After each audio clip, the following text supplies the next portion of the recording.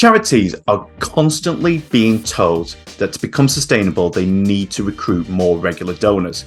But if you are a small charity or a newly established charity, it can be difficult to know where to start. In this episode, we are going to do a deep dive into the world of individual giving.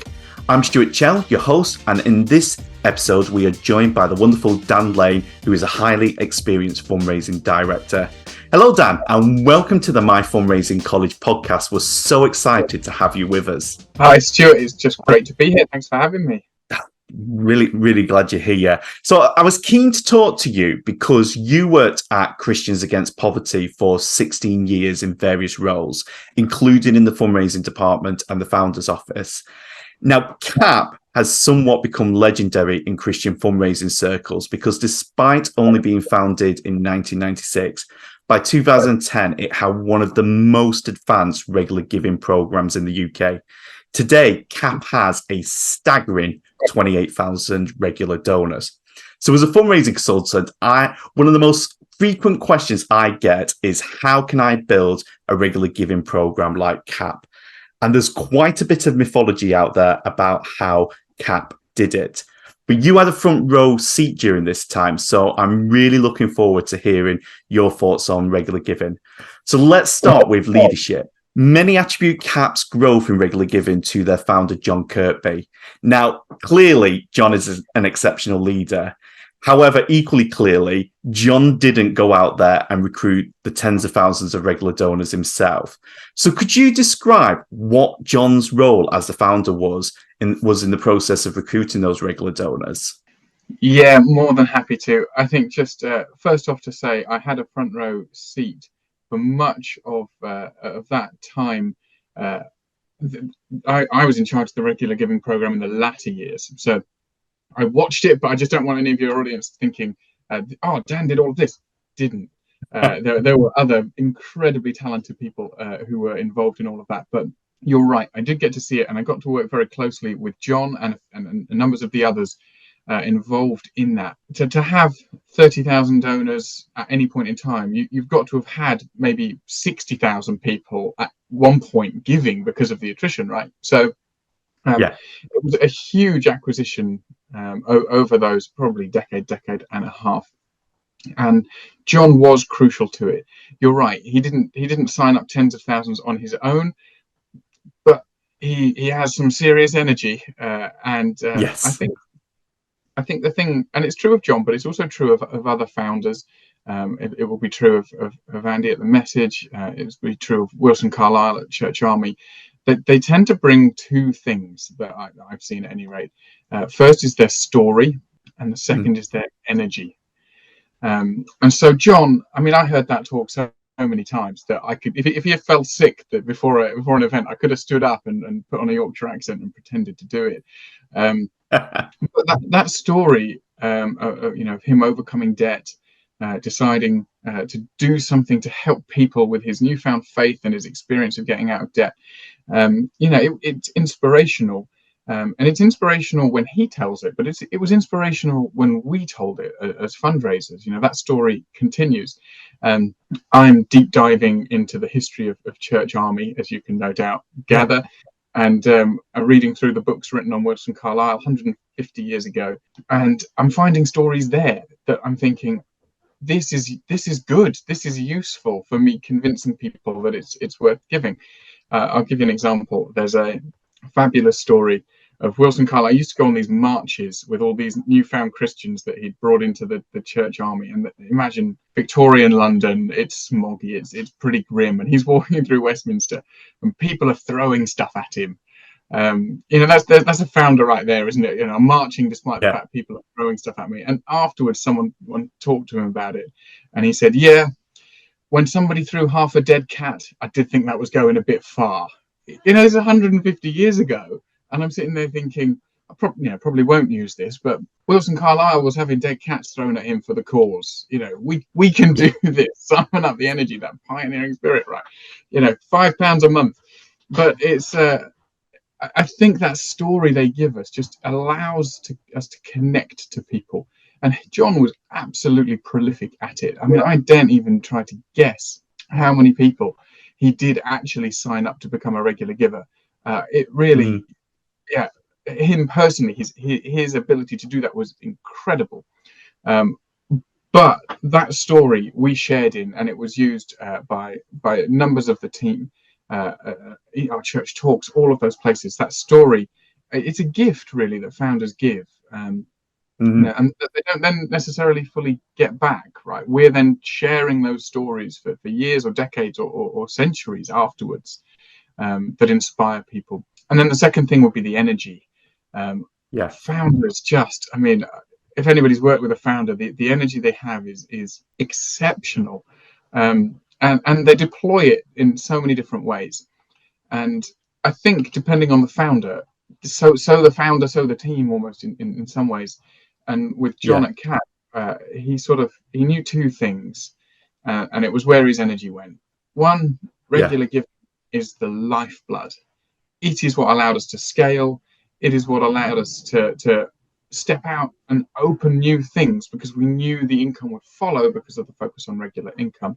And secondly, he knew that regular income is a culture.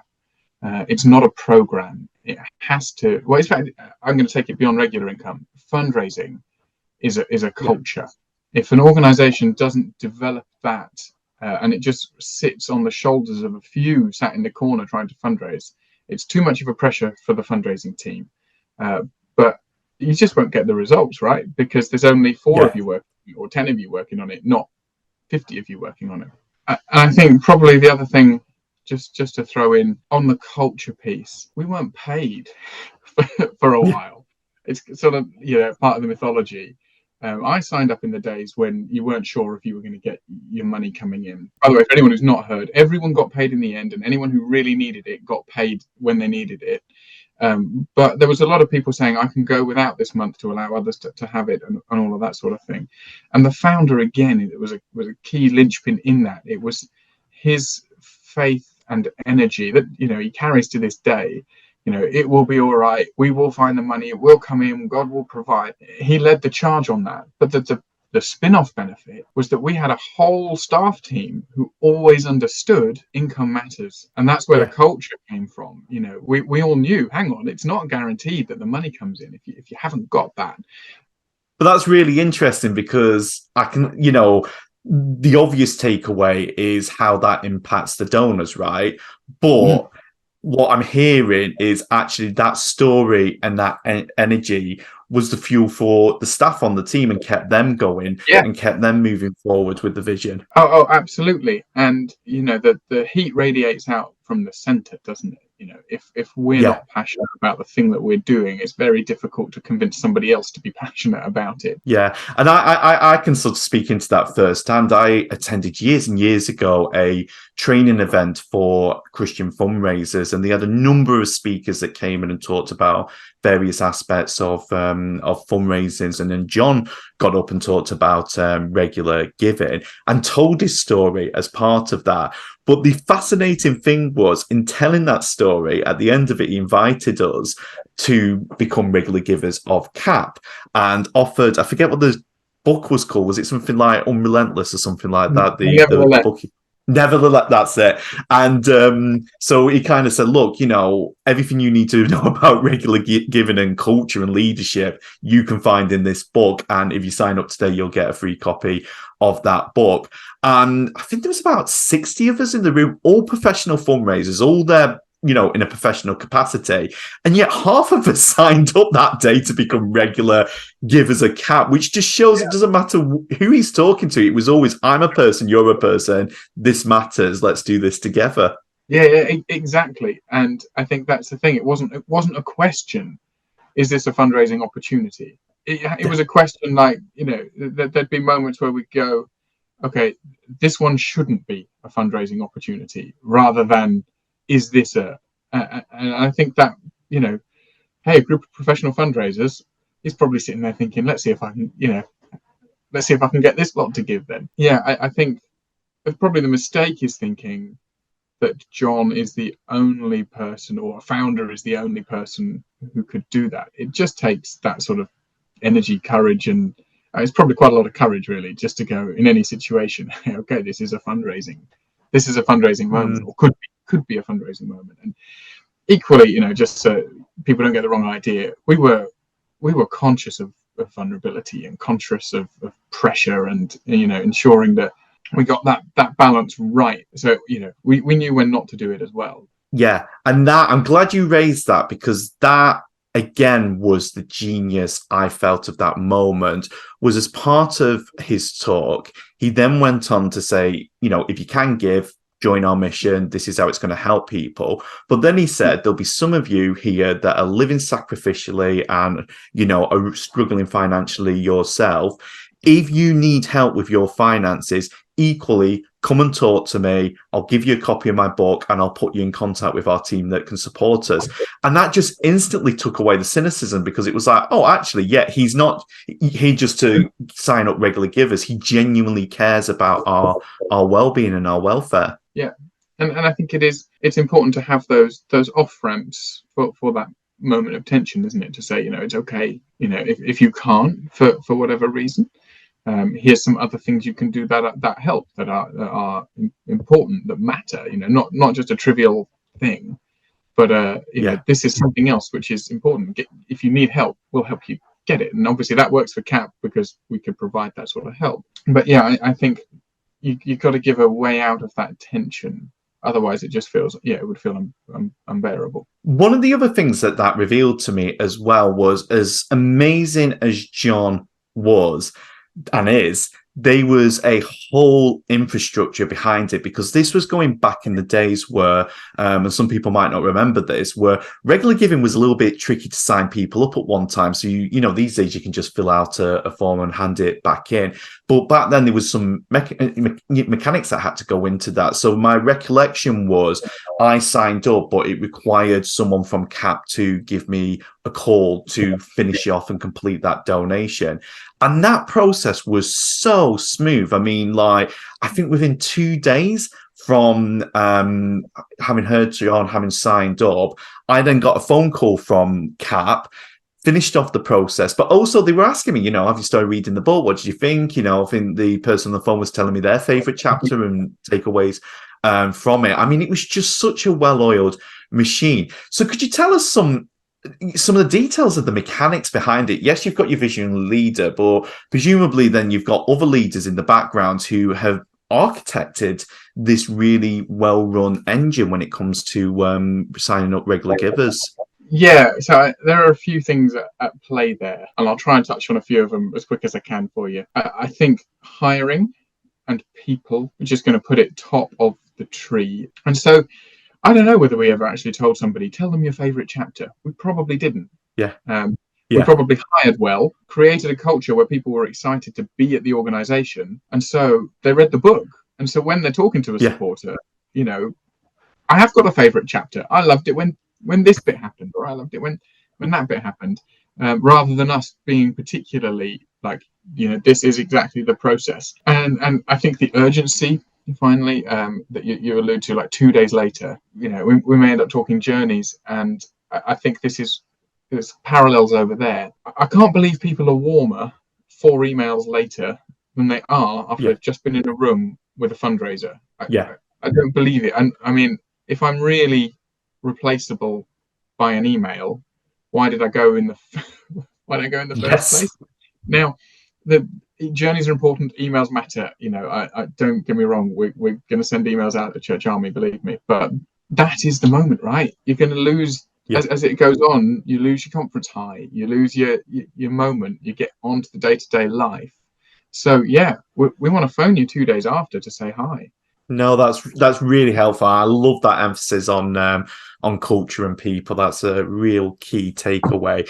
You alluded to the journey, and we know recruiting regular donors is a journey where you've got to find those potential donors, raise the awareness, ask, steward that relationship.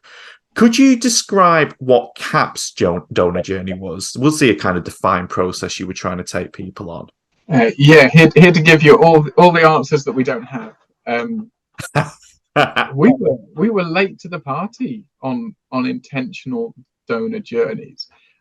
Some countries have a written constitution, others have an unwritten. I think we had an unwritten donor journey. I think the first pillar was just genuinely valued our supporters. Yeah. And it harks back to not being paid, to realizing that direct connection between somebody's generosity and me being able to pay my rent or my mortgage, right? Mhm. And so Yeah. genuinely grateful to everybody who gave to us. And that, I think, unintentionally ended up creating a bit of a donor journey.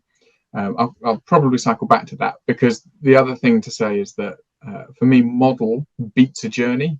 Journeys are important, Yeah. but actually what CAP had and has is a model by which the growth of the organization was spinning up opportunities to fundraise. So because it was partnered with churches, you could speak at that church as part of the launch. You'd meet a few new regular givers. Some of them would potentially become major donors.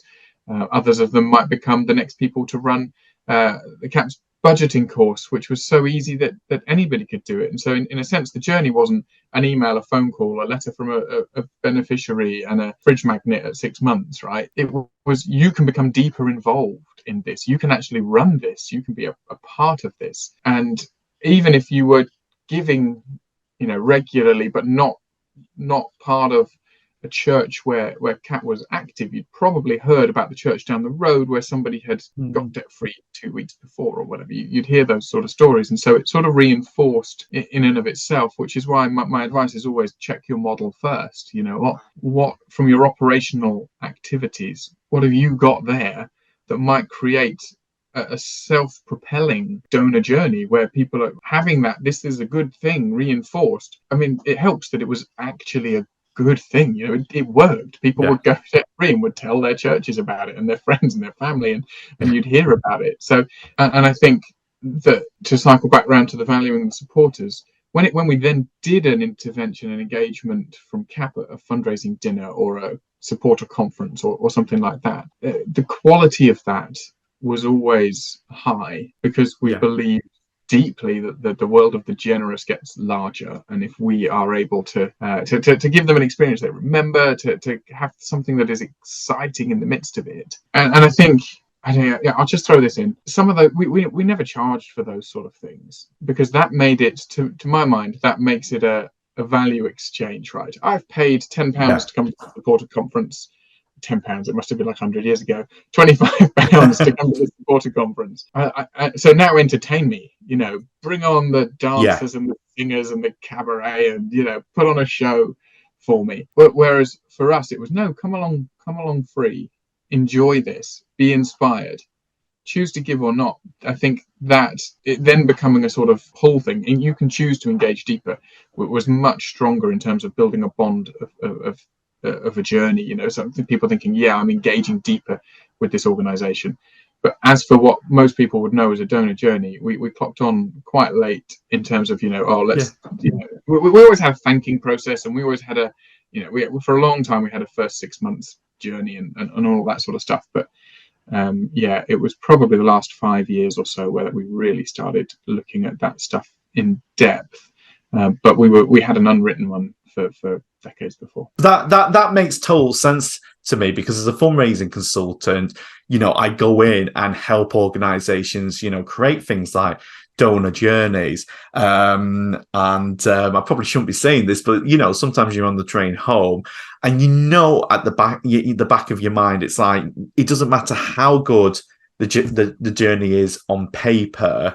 It's all about the people. And if they carry a genuine heart that I care about this work and I care about my supporters, they will succeed regardless of journey or not. The journey might help them put some language around it and kind of give them an order to their thinking and how they behave when they're working with donors. But ultimately, it starts first and foremost from a genuine love for the work you do, your beneficiaries and your supporters. That's really reassuring to hear. That the passionate fundraiser beats the perfect script every time. Yes. You buy the person, you almost buy the person more than the product to a degree, because you're not going to know the ins and outs of a debt counselling service or a women's refuge in London or an education centre or whatever it happens to be. You might think, oh, that sounds good. But I believe it's good because Stuart told me it was good. That's Yes. So you've recently moved to Church Army, which you've alluded to. But I also know in the past you've served as a trustee at Welcome Churches and TLG, the education charity. So while I've got you, I'd love to pick your brains a little bit more widely outside of CAP about individual giving.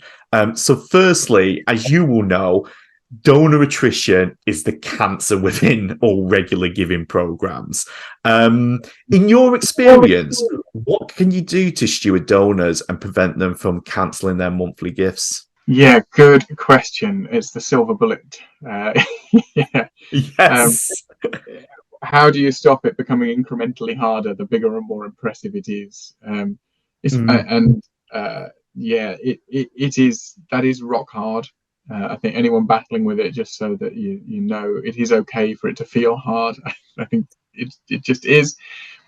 First off, I think there's just a waterline, right? Each charity, each sector, they just have a waterline, and be careful who you're comparing yourself to. So with CAP, it's a financial education, financial support charity.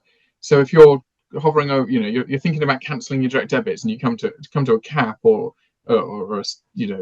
someone else doing that sort of work, anti-poverty work, you go, oh, if I'm finding life tough at the moment and need to make a decision on my giving, it must be way harder for them. I don't know if you've got the same luxury. We were recently out in Leeds city centre, and my son saw a picture of a dog that he liked, happened to be on the Dogs Trust stand. And so guess what?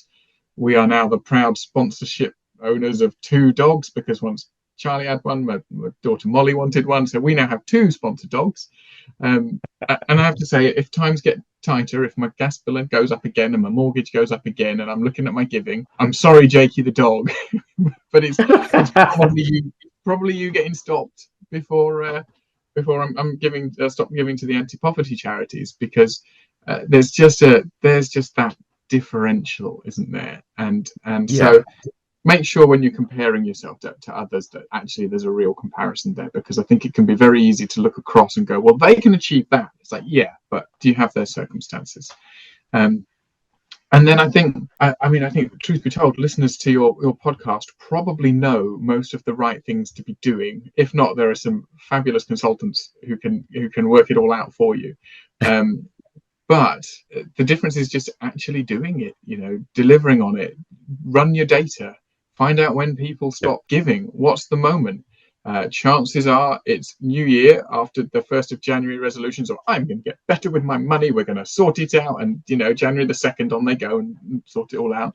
It's probably September when the schools kick in and everyone's got a whole raft of new clubs and fees to pay for, and they go, oh, getting a bit tight, maybe just cut back our giving. And then there's probably moments that are going to be unique to your organization, X number of months after the last this or that, or anytime you publish something or other, you lose some. Can you find those and then test and try targeted interventions? We had some ideas at CAP, and if you've signed up, you've probably had one. Depending on what your organization is, that will or won't work for you. You have to find the thing yourself that will speak to your audience, and you know them better. And if you don't know them, then you need to know them, because another mistake you can make is, what would make me keep giving, right? But I'm not the average donor. I'm not the average donor to Church Army. I'm not the average donor to TLG. I'm not the average donor. It's not me that we're writing for and reaching out to. I think, it might be what gets written on my gravestone. It's about actually doing the thing, right? We know that we need to intervene before those moments of drop off. A phone call, but it's hard to get on the phone, right? It's a graft to pick up the phone and speak to those donors, because it's much easier to sit around and dream of a new way. Oh, if we just created this product, then nobody would stop giving. It's like, but you've spent 6 months dreaming up that project. You could have spoken to half your database in this time and kept them going, because some intervention is likely better than the amazing intervention that either never comes or doesn't reach a huge audience, because by the time you've delivered it, you've run out of steam for it. I don't know if that helps. But picking up on it does, and I'm picking up on your first point. It sounds to me that making sure the donor really cares about supporting your charity is going to be a key thing, and it's either going to be because they have a good relationship with you. So, why pick up the phone? Well, it's because if they're in regular contact with you, when they're looking at a list of, charities they're thinking of cutting back on, well, you're the one that they're like, oh, well, I can't cancel because, I chat to Dan every, quarter and we have a little, whatever, to catch up on the football or whatever it might be because of that personal connection, or, bringing the beneficiaries really to life. I mean, I always thought, the compassion, providing a photograph, to stick on your fridge. I mean, it's really difficult once you start supporting compassion to look that photo in the eyes and say, I'm going to cancel your direct debit. Yeah, I mean, compassion is that is the donor journey of donor journeys, isn't it? Jakey the dog from Dogs Trust is going to write to my kids, but I know that Jakey can't write.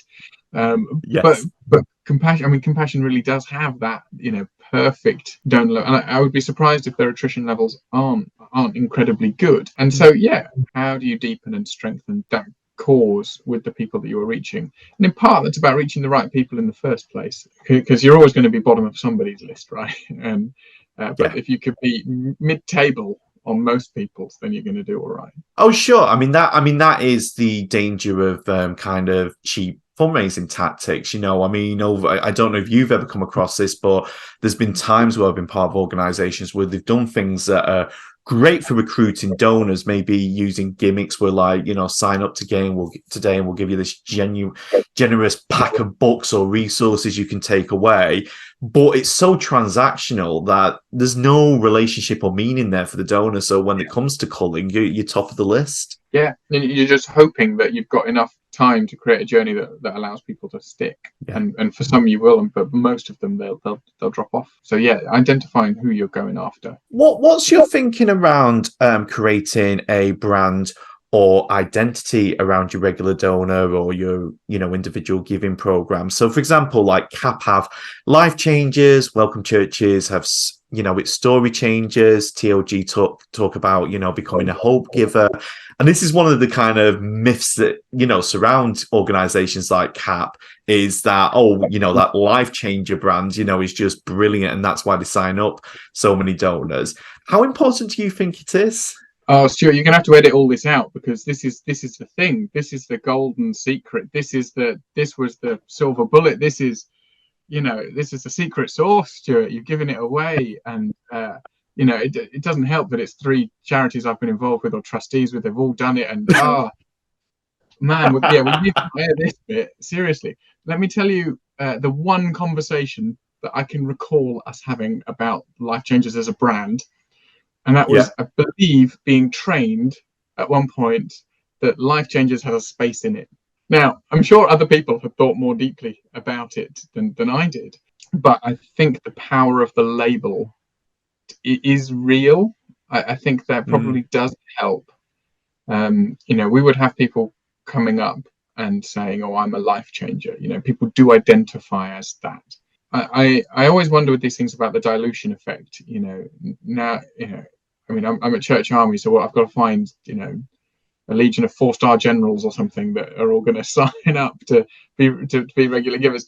And what happens when I'm a life-changing, story-changing, hope-giving, when I'm all 3 of those things, as I think I probably am, does it dilute it, or do I feel that power to each? I'm unsure. Don't lose a load of time over it, would be my advice. Like, this is not a 12-month project where you have to research your audience and ask them all for their opinion and all of this stuff.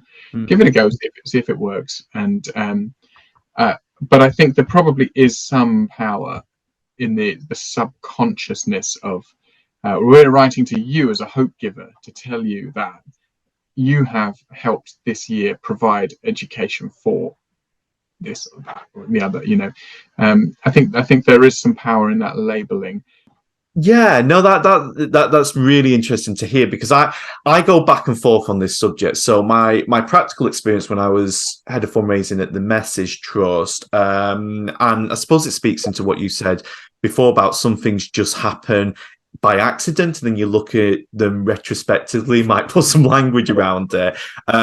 We spent, when I first started, a chunk of time thinking about what was our individual giving program going to be called. So we're talking like message ambassadors, messengers, we're trying to do all this kind of playing around. And then I think a few months into my job at the Message, a core piece of funding, we was doing a capital project for the Message Enterprise Centre. A core piece of funding suddenly got cancelled, and we had, I think it was like £500,000, Whoa. sort of, hole to quickly figure Yeah. out. And that forced me just to go, well, stop fiddling around with funding. We just need to go out and talk to donors about this project. And it was really intense. And, we had this kind of big 12-month drive to try and fix this sudden hole that we found. But then, no sooner did it opened, we needed to increase regular givers to, sustain this additional cost of a big new program. And so it was like 2 or 3 years later into my job at the Message Trust, where then someone dusted off, all these reports we'd done about the individual giving program, and we're like, oh, we should really revisit this. And a few people saying, and again, the reason that CAP do really well is because of that life changer thing. We need our version with it. And I'm like, actually, we've massively increased income over the last couple of years and spent 0 time on branding. So maybe we just kind of stick to the knitting and carry on trying to build relationship with our donors. And so I never did put in a program. So that's one side of the coin. And then the other side of the coin is the whole stuff. Have you watched or heard any of the stuff coming out of Jen Shang with the Institute of Sustainable Philanthropy? They're doing a load of stuff on donor identity and talking about the importance of donors identifying with your charity and your organization from a personal point of view. And that's what you was just describing, and that speaks into that of like, if you can identify, I am a life changer, I am a hope giver, it's going to make it much harder for you then to want to leave, because you genuinely feel this is a part of your life. Yeah, it becomes an identity piece, doesn't it? It's part of it. And back to the model stuff, if you are running courses or you are seeing people in your community or your church or whatever your location is, wherever the charity is operating, if you're seeing that happen in front of your eyes, you feel a part of it. And it becomes an identity level piece rather than and Church Army has there's that you can join the Church Army, you can train as an evangelist or become a member of the kind of organization, and that the strength for the people who've done that they're the core supporter, right? Because it's a part of a life identity. And so I think more time, probably goes back a little bit to Dogs Trust in the model and identity, and if that can be baked in because of what you're doing as opposed to dreamt up within marketing, it's going to be stronger, right? And marketing is hugely valuable and you will win people over, but Dogs Trust are marketing to me to try and keep me engaged, because I'm not at the core of my being a dog fanatic. I have had dogs and I might get a dog at some point, in which case I might be more leaning that way. At the moment I have no dog and it's not a life choice for me. It's my kid, makes my kid happy, so we get a letter from Jakey and he loves it. It's marketing. Whereas if you've got that, the building project's a great example. Investors are they've plugged a hole that allows something to exist. It's there because of them. That is stronger than a brand name. Which would I rather be? The person who saved that building, or the person who gets called a fancy name? I think people will go, oh no, I played a part in that. They're probably still talking about how, I played a part in the message of the building they're in. That's because, there was a time they were $500,000 short, and I was able to help them out. It's part of their journey of generosity, isn't it? Their journey of giving. Yeah, no, I'm hearing you. It's not so much about, having the branding. It's whatever tool gets the donor to have giving to your organization as a core part of their identity. And that might include the branding, but equally there are other ways of doing it. Right, just to balance slightly, I think, and I think Christians have an interesting relationship with quality, in that grassroots, anything kind of goes. It's probably one person running on a shoestring doing huge amounts of work, and so you expect the newsletter to be a little bit whatever. When you get to the mid-size, there's an interesting thing which happens in that if it can feel too shiny and everybody's a bit nervous about it, and then but if it doesn't feel shiny enough, you start thinking, oh, do I trust these guys? When you get to a large organization, if it's not good, if your branding, your marketing, your, all that side isn't on point, you get worried, don't you? You're like, oh, Yeah. hang on. You guys are the front runners. You're the biggest, the whatever, and you're putting this out. So even though lots of Christians might react to glossy, shiny from is that what we should be? It's about the only way you've got to express it's reflecting the quality of your operations and your output and your and those kind of things. That's all people get to see is that. So if your shop front doesn't look good, it's a worry. And so just to balance it a little bit, I can have all the identity I want. If the branding is leaving me with just a niggling sense of lack of trust or lack of, it's just something's not quite right here, which is why brand is important and why it matters as well. It underpins the lot. So yeah, don't go, oh, we don't need to do anything on this. You do. Yeah, it's really interesting you mentioned that because Robin Peake, who is, amongst many other things, a trustee at the Charles Charitable Trust, spoken to this in episode 1, where he was saying that, when we're assessing a grant application, professionalism matters for medium to large organizations, because normally the quality of the fundraising is a good indication of how well that organization is being run. And if it's a small or a startup operation, we can be quite forgiving. But if you're further down that journey, if this isn't good, this grant application isn't good, that makes us question, well, the project you're asking us to fund, is your execution going to be good there? Because it's been sloppy when it's come to the appeal. Brilliant. So you've experienced fundraising teams of various shapes and sizes. So, obviously large complex organizations and then sort of smaller startup operations. Both have their challenges. I'd love to hear your thoughts on what you feel is the proper shape, size, and structure of a fundraising team. And I appreciate that might change depending where you are in the kind of life cycle of your growth as an organization. But you've just recently started moved over to a new department. So what are your thoughts as you're developing that team in terms of like, this is the ideal team we want to reach? Yeah, it's a very tricky question. And I do think there's no one set answer. Okay, no, that's not true. Bigger is the fundraising manager, right? More resource. But I think the truth is your fundraising team now is what determines your income in 2, 3, 4, 5 years. Because it simply takes that long to recruit. It takes that long for people to get up to speed. Acquisition at the moment seems to be a sort of one-to-one game in terms of return in the first year. So anything you do this year is really for next year in terms of net profit anyway. And that's before, you're upgrading and all down the line. And so I think it's a mistake to kind of look at a fundraising function and go, what do we need for the current season? And so, looking ahead is, I'd say, the first key. What do you need to be? And then I think the trend that I've seen generally that I don't know you can escape from particularly is you hire more generalists in your early years, because you have to be philanthropy expert 1 minute and then the next minute you're putting on an event, then you're responding to a legacies inquiry, and so you're dealing with all of those things. Historically, the teams I've built have ended up being a bit of a blend where there's some expertise and specialisms in certain areas, but when you reach a certain size, fundraising becomes a project management game, in that you're hiring people with the ability to deliver on programs and projects, and you can often then bolster the specialism with consultancy if you need it. Do I need somebody who is utterly well versed in legacies all of the time? I don't know. Do I need someone who can run that marketing and engage somebody who can help me with the nuance of it? Yes, but that person could also be doing 2 or 3 other things, and that tends to be how I've built up. But there are some areas of expertise I've kept more in-house.